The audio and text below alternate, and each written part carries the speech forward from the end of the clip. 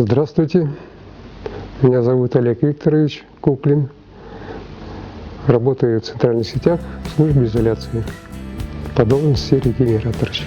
Раньше я работал электрослесарем, потом в 1997-м перешел в службу изоляции как в качестве регенераторщика трансформаторного масла.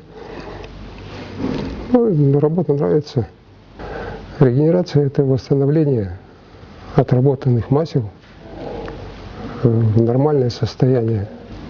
Доведение, до нормы этого трансформаторного масла, чтобы дальнейшая была эксплуатация безопасная для электрооборудования. Я работаю один, совершенно один регенераторщик в центральных сетях.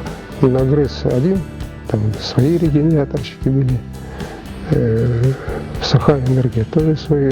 Работа грязная, конечно, тяжелая, муторная, шумная. Сколько я работаю, постоянно что-то переделываешь, что-то дорабатываешь, что-то переделываешь. Но соскучиться не приходится. Нравится сам процесс и конечный этот результат. Когда знаешь, что этот конечный результат, какой-то подъем настроения, что смог. Последнее масло получили с ГРЭС, с ГЛО ЧС. Давай гонять его. Неделю гоняю, 2 недели гоняю. Не идет она, не идет, и все. Хоть ты ничего кажи. Вот эти 12 кубов я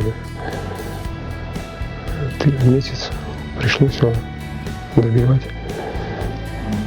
Вот такие вот. Когда уже на результат-то вышел с облегчением, наконец-то. Нравится, конечно. Такая работа у нас.